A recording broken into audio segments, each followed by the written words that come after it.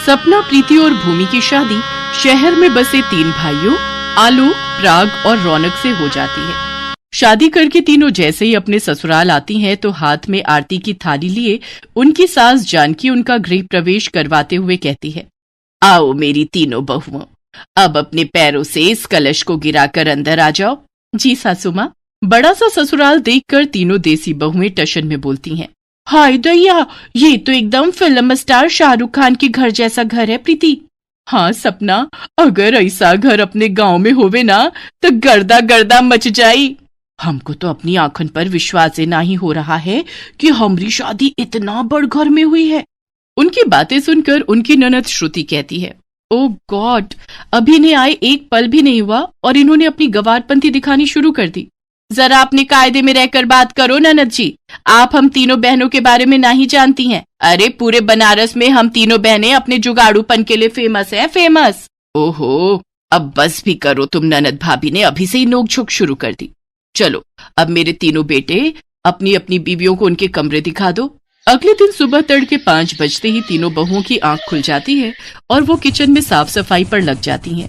तभी उनकी ननद श्रुति किचन में जाती है तो वो देखती है कि उसकी तीनों भाभियां मिट्टी से बर्तन घिस रही होती हैं। अरे मेरी मंद बुद्धि भाभियों, ये सब क्या गंद मचा रखा है? और तुम तीनों को नींद नहीं आ रही है क्या जो आधी रात को ये खटर पटर लगा रखी है? उक्का है ना ननद जी, हमरे गांव में तो सुबह 5 बजे सब जग जावत है और हमरे गांव में तो मिट्टी से ही बर्तन मांजते हैं। हाँ, इससे 2 फायदा है, एक तो बर्तन भी अच्छे से चमक जावत है और साथ ही साबुन के पैसा के भी बचत हो जात है। अरे पर ये तुम्हारा बनारस गांव नहीं बल्कि मुंबई शहर है, यहाँ ये सब जुगाड़ूपन मत दिखाओ और अपनी ये सब बचकानी हरकतें बंद करो प्लीज। श्रुति तीनों जुगाड़ बहुओं को झड़प कर चली जाती है। ऐसे ही कुछ दिन बीत जाते हैं। एक रोज जब वो तीनों किचन में खाना बना रही होती हैं कि तभी सिलेंडर खत्म हो जाता है। अरे मोरी मैया, ये चूल्हा तो लगता है बिता गया। अरे बहू, रोटियां बन गई हो तो जल्दी से ले आओ। अरे बाप रे, अब क्या होगा? हमको जल्दी से अपना कौनो जुगाड़ लगाना होगा। तभी उनका ध्यान पूजा घर में रखी लकड़ियों पर जाता है। बस फिर क्या था, वो 4 ईंटें लेकर आती हैं और उसका चूल्हा बनाकर उसमें गर्मा गर्म रोटी बनाकर सबको खिलाती हैं। पता नहीं क्यों लेकिन कुछ धुएं धुएं की स्मेल आ रही है। सही कहा भैया। तभी उन सबकी नजर किचन में से निकल रहे धुएं पर जाती है। सभी दौड़ते हुए किचन में जाते हैं। अरे मेरी भोली बहुओं, जब किचन में गैस सिलेंडर है तो फिर तुम तीनों चूल्हा क्यों फूंक रही हो? सासू माँ, आपका सिलेंडर तो कब का बाय बाय बोल गया, इसीलिए हम जुगाड़ लगाकर चूल्हा जला लिए। वो सब तो ठीक है मेरी जुगाड़ू बहुओं, मगर तुम ये लकड़ियाँ कहाँ से उठा कर ले आई? सासू माँ, ये तो हम पूजा घर में रखी लकड़ियाँ लाए हैं। अपनी जुगाड़ू बहुओं की हरकतें देखकर जानकी कहती है, अरे बैल बुद्धि बहुओं, वो तो चंदन की लकड़ियाँ थी जिसे मैंने हवन के लिए मंगवाया था और तुमने चंदन की लकड़ियाँ रोटी सेकने में फूंक दी। ओहो, अब जो हो गया सो हो गया सासू माँ, अब हमको माफी दे दियो। इतना कहकर तीनों बहुएं माफी मांगकर मामले को ठंडा कर देती हैं। ऐसे ही समय बीतता है। फिर एक सुबह जब सब नाश्ता कर रहे थे तो गिलास में रखा जूस रौनक के फोन पर गिर जाता है और उसका फोन भीग जाता है। ओह नो, आज ही मुझे मीटिंग के लिए बाहर जाना था और आज ही इस फोन को भी खराब होना था। शॉप वाला तो इसे रिपेयर करने में 2-3 दिन का टाइम लगा देगा। अरे पति देव, अपना फोन हमको दो, हम अभी इसे बिना पैसा खर्च किए ठीक कर देंगे। अरे मेरी गवार भाभी, इस फोन को जुगाड़ की नहीं बल्कि दुकानदार की जरूरत है। अब अपनी कोई जुगाड़पंती करके भैया के इस फोन को डेड बॉडी में मत बदल देना।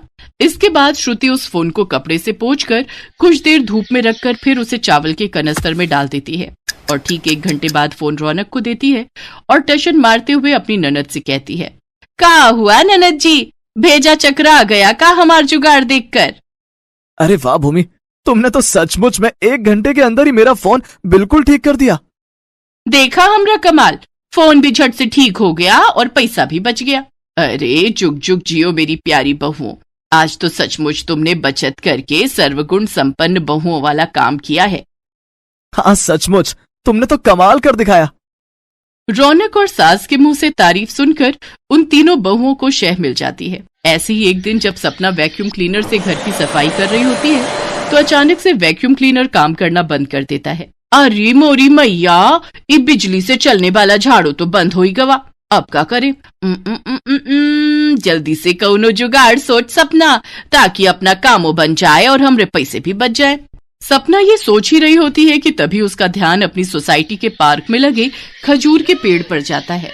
अरे वाह, क्या जुगाड़ू आइडिया आया है हमरे दिमाग में। सपना सोसाइटी के पार्क में जाती है और खजूर के घने पत्तों को तोड़ने लगती है कि तभी वहां गार्ड आकर गुस्से में बोलने लगता है। अरे ओ बॉडम औरत, इन पेड़ों को क्यों तोड़ने में लगी हुई हो?